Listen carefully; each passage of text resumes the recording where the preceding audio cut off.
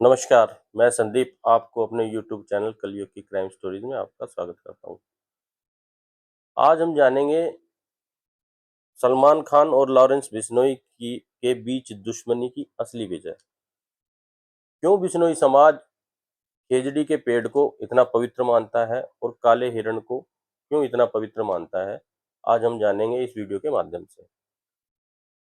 साथ ही बिश्नोई समाज के बारे में जानेंगे, क्या है बिश्नोई समाज। तो दोस्तों, जिसने अभी तक मेरा चैनल सब्सक्राइब नहीं किया है वो सब्सक्राइब कर लें।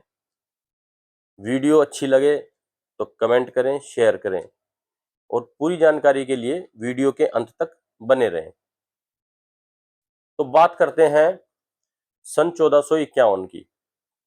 सन 1451 में, आज से 573 साल पहले, राजस्थान के नागौर जिले के पीपासर गांव में एक बच्चे का जन्म होता है। उस बच्चे के पिता का नाम लोहाट जी पवार और उनकी माता का नाम हंसा देवी था।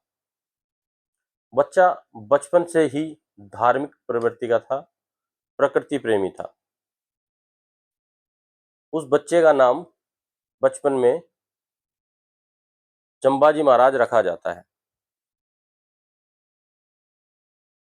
बताते हैं कि 7 साल की आयु तक उस बच्चे ने अपनी जुबान से एक शब्द भी नहीं बोला। यही बच्चा आगे जाकर बिश्नोई समाज का संस्थापक, उनके पहले गुरु गुरु जंबेश्वर जी महाराज बने। तो एक बार की बात है, वो कहीं जा रहे थे, गुरु जंबेश्वर जी महाराज। उन्हें रास्ते में एक ब्राह्मण मिला जो कि गूंगा था। महाराज ने उनसे महाराज और उनसे सिर्फ एक ही शब्द बोला, गुरु चिन्ह, मतलब गुरु चिन्ह पुरोहित, कि आप गुरु चिन्ह पुरोहित हैं। जंबाजी महाराज, गुरु जंबेश्वर जी महाराज का ये शब्द पहला शब्द बना।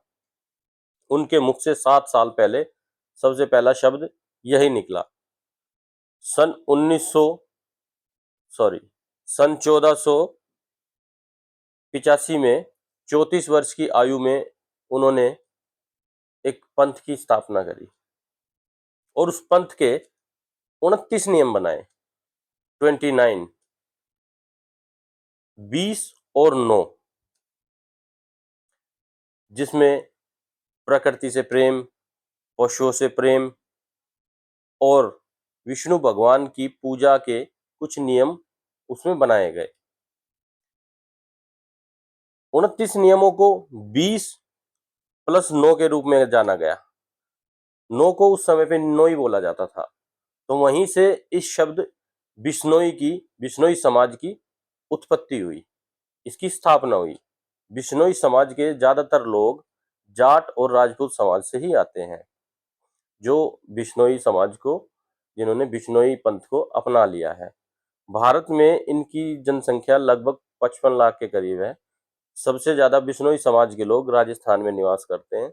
हरियाणा और यूपी में भी कुछ लोग बिश्नोई समाज के रहते हैं। तो आगे बढ़ते हैं। सन 1536 में 85 वर्ष की उम्र में गुरु जंबेश्वर जी महाराज ने लालासर सारथी नामक जगह से अपना निर्वाण प्राप्त किया और बीकानेर के मुकाम गांव में उनकी समाधि बनाई गई। बिश्नोई समाज का सबसे पवित्र स्थान मुकाम गांव, जो कि बीकानेर जिले में है, वो है। अब बात करते हैं बिश्नोई समाज खेजड़ी का जो पेड़ है उसको इतना पवित्र क्यों मानता है। खेजड़ी का पेड़ दरअसल मरुस्थल में एक ऐसा पेड़ है जो कि मरुस्थल के वातावरण में भी वहां पनपता है और मरुभूमि को हरियाली में कन्वर्ट करता है। वहां के लोगों की जीवनदायिनी इस पेड़ को हम कह सकते हैं। वहां के लोग इस वृक्ष को कल्प वृक्ष मानते हैं। जैसे बरगद और पीपल की पूजा की जाती है लगभग पूरे ही भारतवर्ष में, ऐसे ही राजस्थान में और खास तौर पर बिश्नोई समाज के लोग खेजड़ी नाम के जो ये पेड़ है इसको पवित्र मानते हैं। गुरु जम्बेश्वर जी महाराज ने भी उन्हें यही सिखाया अपने पंथ में कि आप पेड़ों की रक्षा करें, पशुओं की रक्षा करें। तो इसके बारे में एक कहानी जो सबसे पहले है वो 1604 की है। 1604 में रामसरी गांव में गोरा और कर्मा नाम की दो बिश्नोई समाज की महिलाओं ने खेजड़ी पेड़ को काटे जाने के विरोध में अपनी जान दे दी थी। उसके बाद एक दूसरी कहानी जो अक्सर सुनने में मिलती है वो 1643 में बुचोची नाम की एक ग्रामीण बिश्नोई महिला थी जिन्होंने होलिका दहन के लिए खेजड़ी का पेड़ काटे जाने के विरोध में अपनी जान का, अपने प्राण का त्याग कर दिया था। और सबसे प्रचलित कहानी जो आज से 294 वर्ष पुरानी है, लगभग 294 वर्ष पहले 1730 में घटित हुई थी। उसमें उस समय जोधपुर के राजा अभय सिंह ने अपना एक नया महल बनवाया और उसने अपने सैनिकों को आदेश दिया, सेनापति को आदेश दिया कि महल के निर्माण के लिए लकड़ियों की आवश्यकता है, तुम जाओ और लकड़ियों की व्यवस्था करो। जो पेड़ हैं जो मिले उन्हें काट दो और महल के लिए लकड़ियों की व्यवस्था करो ताकि महल का काम पूरा हो जाए। सेनापति राजा के आदेश से लकड़ियों की व्यवस्था करने चल दिया। तो वो खेजड़ली गांव में पहुंचते हैं और वहां उन्हें खेजड़ी के पेड़ दिखाई देते हैं। वो सेनापति अपने सैनिकों को आदेश देता है कि इन पेड़ों को काट दो। जब ये सूचना वहां की एक बिश्नोई समाज की महिला अमृता देवी को पता चलती है तो वो सेनापति को मना करती है कि इस पेड़ को मत काटो, ये हमारे लिए पूजनीय है और ये मरुस्थल में बहुत उपयोगी पेड़ है, दूसरों को जीवन दान देता है। उसके पेड़ का जो फल है उसको सांगरी बोला जाता है। उस सांगरी से लोग सब्जियां बनाते हैं और इसके पत्तों को बकरियां खाती है जिससे जीवन चक्र चलता रहता है। और ये मरुस्थल में कल्प वृक्ष है। लेकिन वो सेनापति नहीं मानता, कहता राजा का आदेश है, हमें लकड़ी काटनी है तो हम काटेंगे ही, तुम हट जाओ। अमृता देवी जी नहीं मानती और वो पेड़ से चिपक जाती है, पेड़ का आलिंगन कर लेती हैं। वो कहती हैं कि पेड़ कटने से पहले आपको हमारा शरीर काटना पड़ेगा, हमारे प्राण लेने पड़ेंगे, तभी आप ये पेड़ काट सकते हो। सेनापति भी कहता है ठीक है, चाहे कुछ भी हो जाए, पेड़ तो हम काटेंगे। जब ये बातचीत हो रही थी तो अमृता देवी की 3 लड़कियां भी आ जाती है, वो भी पेड़ों से चिपक जाती हैं। सेनापति के आदेश से सैनिक कुल्हाड़ी से पेड़ों के साथ साथ उन महिलाओं को, उन बच्चियों को भी काट देते हैं।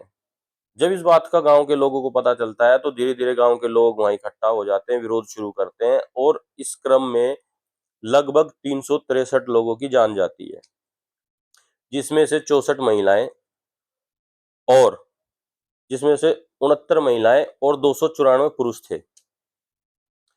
जब ये बात राजा तक पहुंचती है, राजा अभय सिंह तक पहुंचती है, तो वो दौड़े दौड़े उस गांव में आते हैं और अपने सैनिकों को, अपने सेनापति को आदेश देते हैं कि पीछे हट जाओ और अब कोई भी पेड़ काटने की आवश्यकता नहीं है। और भविष्य के लिए भी वहां उनको हिदायत दे के जाते हैं कि कभी भी राजस्थान में खेजड़ी का पेड़ ना काटा जाए। ये उस समय का सबसे बड़ा आंदोलन था जिसमें इतने लोगों की जान गई इस पेड़ को बचाने के लिए। अब बात करते हैं काले हिरण की। बिश्नोई समाज में काले हिरण को इतना पूजनीय क्यों माना जाता है? बिश्नोई समाज के लोगों का मानना है कि जो उनके गुरु हैं जम्बेश्वर जी महाराज, वो विष्णु के अवतार थे और उनमें धार्मिक प्रवृत्ति तो शुरू से थे ही। और साथ ही उनके गुरु ने उनको आदेश भी दिया था कि प्रकृति की रक्षा की जाए और पशुओं की रक्षा की जाए। अपना देह त्याग करते समय गुरु जम्बेश्वर ने बिश्नोई समाज के लोगों को कहा कि काले हिरण की हर कीमत पर आपको रक्षा करनी है और काले हिरण को, प्रत्येक काले हिरण को मेरा ही अवतार माना जाए, हर एक काले हिरण में मुझे देखा जाए और उसकी पूजा की जाए। इसलिए बिश्नोई समाज में काला हिरण सबसे ज्यादा पूजनीय है। इसके साथ एक कहानी और भी है कि बिश्नोई समाज में ये धारणा है कि उनका अगला जन्म हिरण के रूप में होगा। इसी क्रम में आगे बढ़ते हैं, जो अभी की लगभग 28 वर्ष पहले की घटना है। 3 अक्टूबर 1996 को बीकानेर के निहाल चंद बिश्नोई को खबर मिलती है कि बाड़नो गांव में कुछ शिकारियों ने हिरणों का शिकार किया है। निहाल सिंह गांव के कुछ लोगों के साथ तुरंत उस गांव की तरफ जाते हैं और उन शिकारियों पे धावा बोल देते हैं। अब शिकारी अपनी जान बचा के भागने लगते हैं। उन्होंने 6 हिरणों का वहां पे शिकार कर लिया था, लेकिन वो भागते भागते गोलियां चलाते हैं, जिसमें से कई गोलियां निहाल चंद जी को लगती है। लेकिन वो फिर भी जो वो मरे हुए हिरण थे, शिकारियों को ले जाने नहीं देते हैं। शिकारी भाग जाते हैं और वो मरे हुए हिरणों को अपनी जान पर खेलकर उनको वहीं पे रहने देते हैं। हालांकि कुछ देर बाद इतनी गोलियां लगने के बाद निहाल चंद जी की मृत्यु हो जाती है।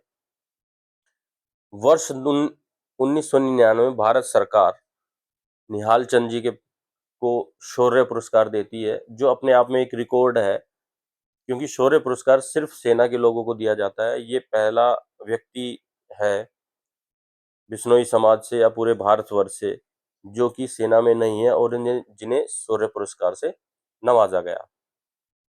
तो दोस्तों, ये थी बिश्नोई समाज की कहानी, और मैंने इस कहानी के माध्यम से आपको ये बताने की कोशिश की है कि सलमान खान और लॉरेंस बिश्नोई के बीच असली दुश्मनी की वजह क्या है। सलमान खान पर आरोप है कि उन्होंने काले हिरण का शिकार किया। इसी वजह से लॉरेंस बिश्नोई सलमान खान की जान का दुश्मन बना हुआ है। खैर, हिंसा तो किसी भी रूप में स्वीकार्य नहीं है। हिंसा कभी कोई किसी भी समस्या का हल नहीं होता, चाहे वो जानवरों के साथ की गई हिंसा हो या इंसानों के साथ की गई हो हिंसा। वीडियो के अंत में दोस्तों मैं यही कहूंगा कि अगर मेरी वीडियो आपको अच्छी लगी तो बड़ी मेहनत की है इस वीडियो को बनाने में, जगह जगह से जानकारियां जुटाई है, शायद इसीलिए थोड़ा समय भी लग गया आप तक ये वीडियो पहुंचाने में। अगर मेरी वीडियो अच्छी लगी तो प्लीज़ मेरे चैनल को सब्सक्राइब करें, कमेंट करें, लाइक करें, शेयर करें, ताकि मेरा हौसला बढ़े और मैं नई नई जानकारियां आप तक पहुंचाऊं। जय हिंद, जय भारत।